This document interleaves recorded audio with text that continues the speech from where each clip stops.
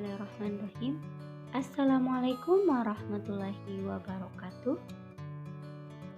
Hamdan wa syukronillah amma ba'd.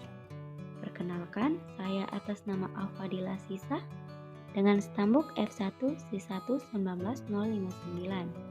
Berasal dari jurusan Kimia, Fakultas Matematika dan Ilmu Pengetahuan Alam Universitas Halu Oleo. Baiklah, di sini saya akan mempresentasikan sebuah tugas dari mata kuliah Biokimia 2 dengan dosen pengampu Dr. Prima Endang Susilawati, MSc. Adapun topik pembahasan yang akan saya jelaskan pada kesempatan ini yakni fotosintesis reaksi terang. Nah, poin pembahasan yang akan saya kaji pada kesempatan ini berupa fotosintesis, definisi fotosintesis dan fotosintesis reaksi terang.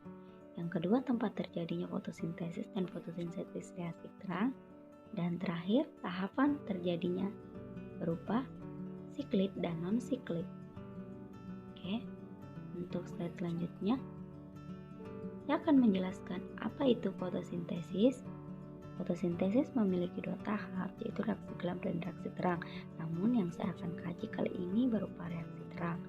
Nah, fotosintesis sendiri berasal dari bahasa Yunani, terdiri dari dua kata, yaitu photos yang berarti cahaya dan sintesis dapat diartikan sebagai komposisi atau menggabungkan atau berupa suatu penggabungan. Nah, secara sederhana, fotosintesis dapat diartikan sebagai suatu proses biokimia berupa sintesis karbohidrat dari bahan-bahan anorganik berupa karbon dioksida dan air pada tumbuhan berpigmen atau berupa klorofil dengan bantuan energi cahaya matahari yang akan menghasilkan gula dan oksigen. Adapun reaksi fotosintesis dapat digambarkan sebagai berikut, di mana 6CO2 berupa karbon dioksida dan 6H2O berupa air bereaksi dengan cahaya matahari yang berupa klorofil menghasilkan gula C6H12O6 dan oksigen yang berupa 6O2. Nah, untuk lebih jelasnya dapat kita lihat pada reaksi berikut yang tertampil pada slide. Selanjutnya, setelah kita mengetahui apa itu fotosintesis, maka kita harus mengetahui syarat-syarat berlangsungnya fotosintesis pada tumbuhan. Yang pertama, harus memiliki CO2 dan H2O, di mana CO2 diambil dari udara, sedangkan H2O diambil dari dalam tanah. Prosesnya CO2 masuk ke dalam daun melalui stomata atau mulut daun, sedangkan H2O sampai ke daun melalui proses pengangkutan. Untuk syarat kedua, adanya sumber energi berupa energi cahaya matahari. Manfaatnya yaitu untuk membentuk molekul kompleks berupa amilon dari molekul sederhana, yaitu CO2 dan H2O. Dan yang terakhir, harus memiliki klorofil, di mana peristiwa fotosintesis berlangsung pada bagian tubuh tumbuhan yang mengandung klorofil atau zat hijau daun. Umumnya terjadi pada bagian daun, namun memungkinkan pada bagian yang lain seperti batang. Contohnya pada tanaman kaktus, daunnya terbentuk seperti jarum, sedangkan batangnya mengandung banyak klorofil, sehingga batang berperan dalam peristiwa fotosintesis. Nah, setelah itu, tempat terjadinya fotosintesis, mari kita lihat gambar yang tertera di slide. Gambar tersebut merupakan kloroplas, di mana kloroplas merupakan tempat terjadinya fotosintesis. Nah, di dalam kloroplas terdapat klorofil A, di mana klorofil A berperan dalam menyalurkan elektron yang berenergi tinggi ke aseptor utama elektron. Selanjutnya, di kloroplas pula terdapat klorofil B yang berperan untuk menyerap cahaya biru dan oranye. Dan karotenoid merupakan pigmen kuning atau oranye yang menyerap cahaya biru hingga hijau. Berikut merupakan gambar spektrum yang terjadi pada fotosintesis, di mana kita lihat bahwa pada panjang gelombang 280 yang memiliki warna putih dan pada panjang gelombang 315 hingga 400 yang berwarna violet merupakan spektrum dari ultraviolet. Nah, pada panjang gelombang 440 hingga 470 berwarna biru tua, pada panjang gelombang 510 yang berwarna hijau, dan pada panjang gelombang 610 yang berwarna oranye, pada panjang gelombang 640 hingga 660 berwarna merah terang, dan yang terakhir dengan panjang gelombang 740 yang berwarna merah marun merupakan spektrum dari visible.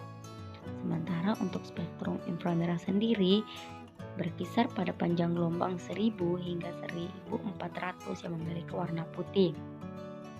Nah, pada pigmen klorofil ini di spektrum warna kita lihat bahwa pigmen klorofil di alam terdapat 9 jenis klorofil, yaitu klorofil A, B, C, D, E, bakteria klorofil A, bakteria klorofil B, klorobium klorofil dengan panjang gelombang 650, dan klorobium biasa. Klorofil pada tanaman yang berpembuluh berupa lumut dan alga biru terdapat dalam kloroplas, memiliki warna biru, sedangkan pada fungi atau alga memiliki warna biru hingga hijau, serta bakteri klorofil ini terdapat pada kromoplas. Selanjutnya, pigmen karotenoid sendiri merupakan senyawa hidrokarbon yang terdistribusi dalam tanaman dengan kisaran warna kuning hingga oranye. Pada tanaman ini, karotenoid terakumulasi dalam kloroplas dan kromofor. Karotenoid sendiri dapat berupa turunan likopen yang berwarna merah pada tomat dan beta-karoten berwarna kuning hingga oranye. Peran karotenoid sendiri pada tanaman melindungi klorofil dari fotooksidasi. Selain itu dapat menyerap dan memindahkan energi cahaya klorofil A. Selanjutnya yang terakhir, pigmen vicobilon. Pigmen ini dapat berupa biloprotein merah dan biloprotein biru yang berupa vicoexinin, di mana vicobilin terutama terdapat pada alga dan bakteri yang berfotosintesis. Vicobilin tidak terlibat langsung dalam fotosintesis, tetapi memiliki peran dalam memindahkan energi yang akan diangkut atau diserap ke klorofil A. Akumulasi vicobilin sendiri terdeteksi pada kloroplas atau pada lamela. Nah, itulah tadi penjelasan dari spektrum warna yang terjadi pada proses fotosintesis. Selanjutnya, kita lanjut untuk definisi dari fotosintesis reaksi terang. Reaksi terang memiliki sinonim, yaitu reaksi fotokimia atau yang biasa disebut dengan Doer-Hills. Asal nama ini dikarenakan penemu reaksi terang itu sendiri, yaitu ilmuwan yang bernama Hills, sehingga reaksi terang kerap dinamakan dengan reaksi Doer-Hills. Nah, pada prosesnya, reaksi terang merupakan tahapan awal fotosintesis yang mengubah energi cahaya matahari menjadi energi kimia dalam bentuk ATP atau NADPH. Tahap pertama dari fotosintesis ini adalah reaksi terang yang sangat bergantung kepada ketersediaan sinar matahari. Reaksi terang sendiri membutuhkan cahaya matahari yang berfungsi sebagai energi penggerak. Cahaya matahari sendiri akan menggerakkan elektron sehingga pada proses fotosintesis dapat berlangsung secara sempurna. Nah, pembahasan selanjutnya yaitu tempat terjadinya fotosintesis reaksi terang. Kita lihat gambar yang tertera pada slide. Nah, gambar tersebut merupakan kloroplas. Dalam kloroplas terdapat granum, di mana reaksi terang terjadinya pada grana atau granum.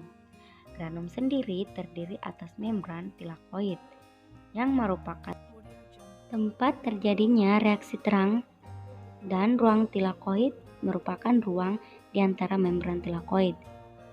Nah, bila sebuah granum disayat, maka akan dijumpai beberapa komponen seperti protein, klorofil A, klorofil B, karotenoid, dan lipid. Nah, perlu kita ketahui bahwa tilakoid adalah sistem membran dalam kloroplas, di mana tempat terjadinya reaksi terang, yang berfungsi untuk memisahkan kloroplas menjadi ruang tilakoid dan stromata. Sementara grana sendiri atau granum merupakan kumpulan tilakoid dalam kloroplas. Nah, selanjutnya di dalam membran tilakoid seperti pada gambar yang tertera di slide terdapat fotosistem, di mana fotosistem merupakan seperangkat alat yang akan menangkap foton atau cahaya matahari. Sistem sendiri terdiri dari fotosistem 1 dan fotosistem 2. Selain itu, di dalam membran tilakoid terdapat sistem pembawa elektron dan kompleks protein pembentuk ATP atau enzim ATP, di mana molekul tersebut meliputi plastik linon atau yang disingkat dengan PQI, kemudian kompleks citokrom yang disingkat dengan CGT, kemudian plastosianin yang disingkat dengan PC, pyridoksin yang disingkat dengan FD, NADP reduktase yang akan menghasilkan NADPH, dan ATP reduktase yang akan menghasilkan ATP. Nah,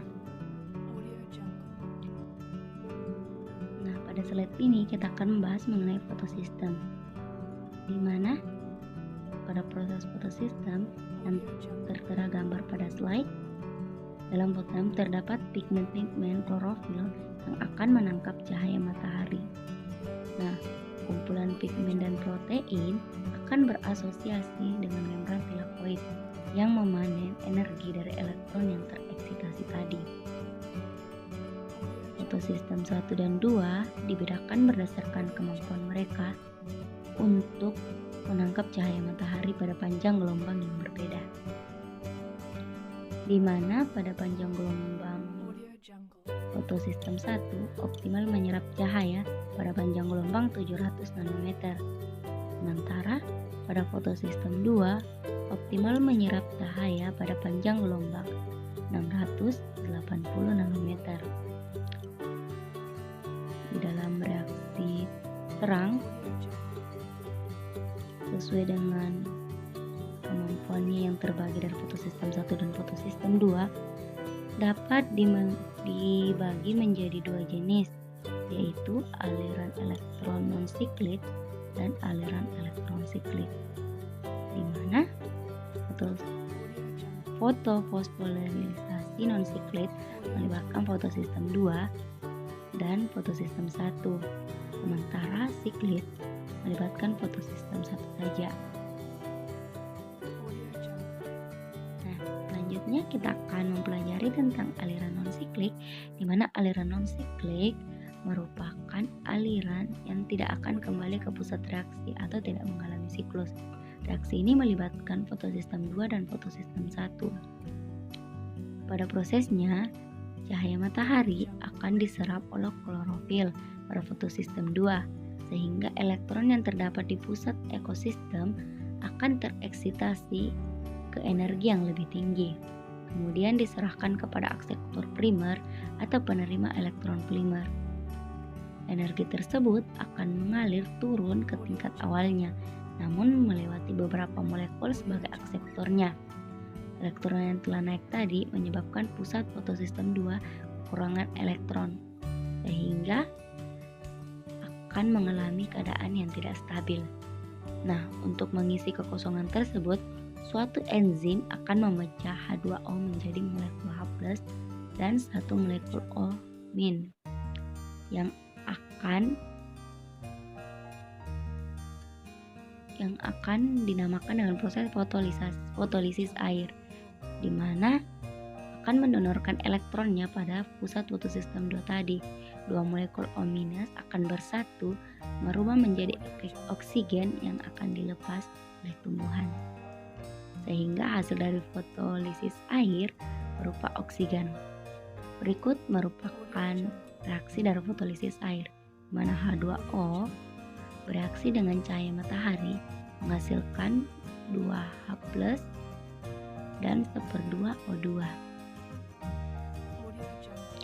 Nah, setelah kita lihat reaksinya, Elektron dari fotosistem yang naik tadi atau yang tereksitasi ditangkap oleh akseptor proton, akan diserap oleh sederetan protein, yaitu plastoquinon, kompleks sitokrom, dan plastosianin yang akan mengantar elektron-elektron tersebut kembali ke tingkat semula. Ketika ditangkap oleh protein-protein ini, elektron akan melepas sebagian energinya sehingga akan digunakan untuk membentuk ATP. Selain itu, elektron pada fotosistem 1 telah tereksitasi ke tingkat energi yang lebih rendah, yang lebih tinggi karena menangkap energi cahaya matahari. Elektron dari fotosintesis fotosistem akan turun dari kompleks protein dan mengisi kekosongan yang terjadi pada fotosistem 1. Sedangkan elektron dari fotosistem 1 yang naik akan ditangkap oleh akseptor primer, lalu diteruskan menuju perodoksin yang menjadi perantara sebelum elektron tersebut menuju NADP plus redukase. Enzim ini akan menggunakan elektron untuk membentuk reduksi dan membentuk NADPH. Nah, secara ringkas, reaksi non-siklik ini merupakan reaksi yang menggunakan dua fotosistem, di mana fotosistem 1 menggunakan panjang gelombang 700 nanometer dan fotosistem 2 menggunakan panjang gelombang 680 nanometer yang dihasilkan berupa ATP dan NADH. Selanjutnya, aliran elektron siklik, di mana aliran ini hanya melibatkan fotosistem 1 saja dan elektron mengalami perputaran kembali ke pusat reaksi atau mengalami siklus. Nah, pada prosesnya energi cahaya akan menggerakkan elektron pada fotosistem 1 sehingga tereksitasi ke energi yang lebih tinggi. Elektron yang naik tersebut akan ditangkap oleh akseptor primer, kemudian menuju perodoksin, plastoquinon, kemudian kompleks sitokrom. Kemudian plastoquinon sebelum kembali ke tempat semula pada fotosistem 1, pada saat bergerak dari perodoksin ke kompleks sitokrom dan ke plastisianin, elektron akan melepas energi yang digunakan untuk membuat ATP. Nah, sehingga pada aliran non-siklik terdapat reaksi. Nah, selanjutnya kita akan membahas mengenai aliran siklit, di mana aliran siklit hanya melibatkan fotosistem 1 saja dan elektron mengalami perputaran kembali ke pusat reaksi atau mengalami siklus. Nah, pada prosesnya energi cahaya matahari akan menggerakkan elektron pada fotosistem 1 sehingga tereksitasi ke energi yang lebih tinggi. Elektron yang tereksitasi tersebut akan ditangkap oleh akseptor primer, kemudian menuju perodoksin, plastoquinon, kemudian ke kompleks sitokrom dan plastosianin. Sebelum kembali ke tempat semula pada fotosistem 1, pada saat bergerak dari perodoksin ke kompleks sitokrom dan ke plastosianin, elektron akan melepas energi yang digunakan untuk membuat ATP. Nah, secara ringkas, yang terjadi keseluruhan dalam reaksi terang yaitu H2O, 2NADP+ bereaksi dengan cahaya matahari menghasilkan oksigen.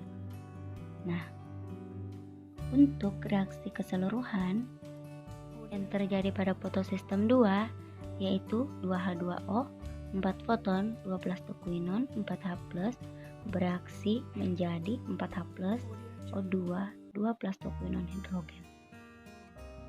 Nah, untuk reaksi yang terjadi pada prosesnya yaitu yang terjadi pada sitokrom menghasilkan 2 PQH+ dan bereaksi dengan 4 PCU atau Cu2+ akan menghasilkan 2 PQ yang bereaksi dengan 4 Cu, 4 PC berupa O+, dan 4H+ yang terjadi di lumen. Nah, untuk reaksi keseluruhan yang terjadi di fotosistem 1 meliputi cahaya bereaksi dengan 4 PC berupa Cu+, 4 FD berupa Fe3+ menghasilkan 4Pc berupa Cu2+ yang bereaksi dengan 4 FD menghasilkan atau Fe2+. Nah, pada prosesnya di dalam fotosintesa 1 ada yang disebut dengan reaksi yang dikatalisis oleh stroma atau oleh enzim peridoksin. Nah, reaksi ini berupa 4FD berupa Fe2+ bereaksi dengan 2 NADP+ bereaksi dengan 2H+ menghasilkan 4FD berupa Fe3+ yang bereaksi dengan 2 NADPH.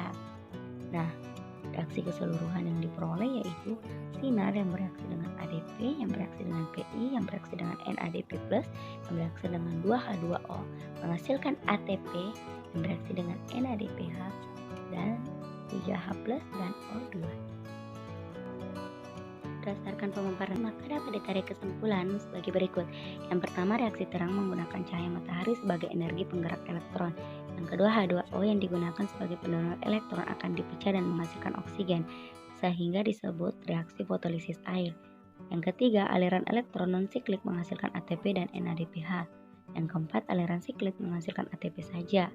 Yang kelima, ATP dan NADPH digunakan untuk reaksi gelap pada fotosintesis. Oksigen tidak digunakan untuk reaksi gelap, tapi dilepas ke udara untuk manusia dan hewan.